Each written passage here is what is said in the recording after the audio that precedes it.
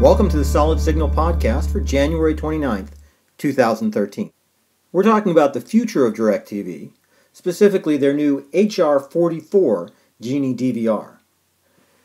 First things first, we do not have a ship date for the HR44 yet.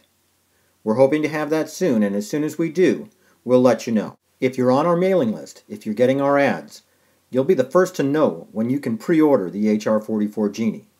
If you're not on our mailing list, go to solidsignal.com, scroll all the way down at the lower right, you'll have an opportunity to add your email address. That's how you'll get notified. Your Solid Signal team got the first unexpected look at the HR44 at the Consumer Electronics Show in Las Vegas this year. DirecTV had been talking about a new DVR for 2013, and it didn't come as a whole lot of surprise because they have a new DVR pretty much every year. But we thought it would be closer to the second quarter before we saw it. On January 8th, DirecTV CEO Mike White had talked in a conference call about a new DVR that would be less expensive to make, and we think this is the HR44 DVR. The DirecTV HR34 Genie DVR was the first of its kind, and like other products, being the first of its kind meant high production costs. We also think the DirecTV HR34 was a little late in coming to market. It was shown at the Consumer Electronics Show in early 2011, and it was almost another year before it actually hit market. In the days since the Consumer Electronics Show, we've gotten a prototype HR44 that we could compare to our HR34, and we're here to tell you the differences. Where the HR34 was large, the HR44 is small. It's smaller than an HR24. In fact, it's almost as small as an H24 receiver. How did they do it?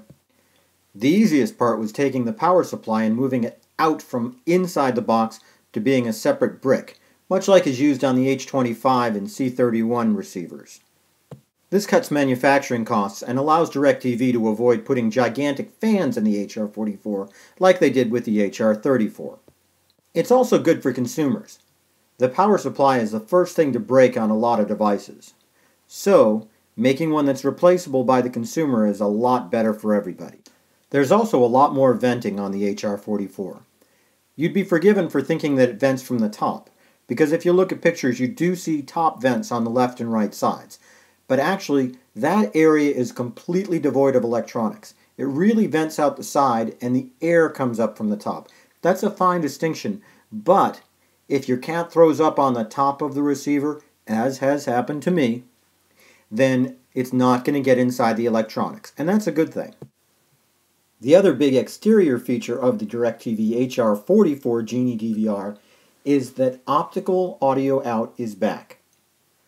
If you are unhappy that DirecTV took this away in the HR34, it's great to see that it's back in the HR44. Optical audio is sort of the standard for sound bars now, so it's really good to know that it's there. For those who are staying on an HR34 Genie DVR, the digital audio out that's an RCA jack can actually be converted into optical with a small adapter that you can buy at solidsignal.com. Of course, the big story with HR44 is speed. Speed, speed, speed. The DirecTV HR34 was no slouch, but it wasn't quite as fast as the previous generation HR24 DVRs. The HR44 is faster than pretty much any other DirecTV box ever made. You push down buttons. If you hold down that guide button, things fly by faster than you can even read them. Pretty much every aspect of the DVR experience benefits from this speed increase. Channel changes are the exception. They're pretty much the same speed. On the other hand, DirecTV put the same 1 terabyte hard drive into the HR44 that they put into the HR34. That means no more than 200 hours of HD recording capacity.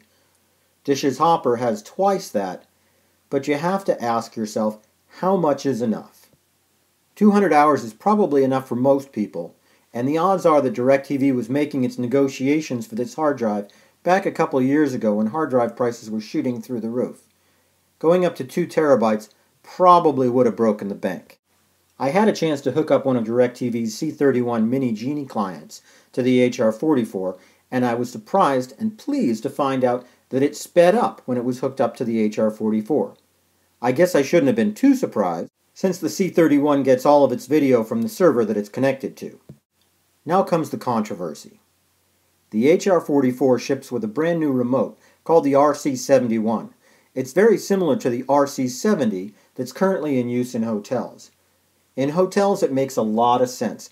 It's a simplified remote, gets rid of a lot of the things that you don't need. And it's the same thing here. They've rearranged the buttons a little bit, but it's pretty much the same remote. They got rid of the yellow, green, and blue buttons. They kept the red. And they've gotten rid of a few other buttons that most people don't use, like active. Here's where some people are going to think that DirecTV's gone too far. They've consolidated the play and pause buttons into one button, and they've gotten rid of the stop button completely.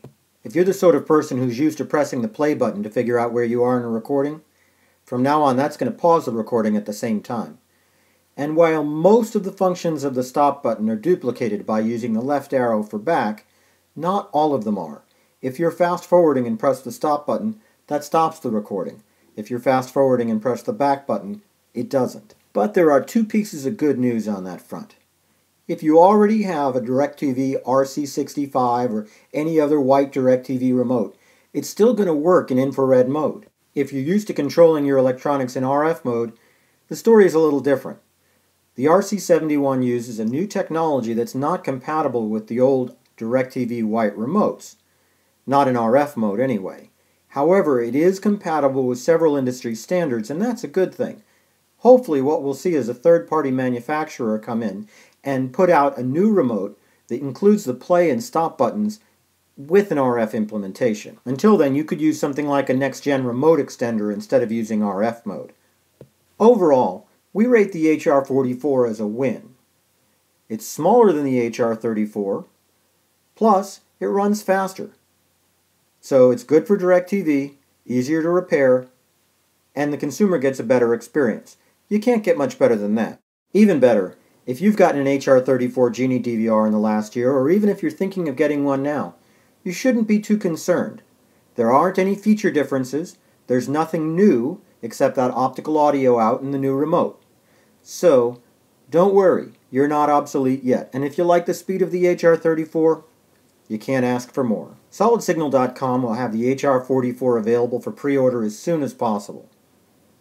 Watch SolidSignal.com or the Solid Signal blog at blog.solidsignal.com for news about when that's going to be available. Until then, have a great week.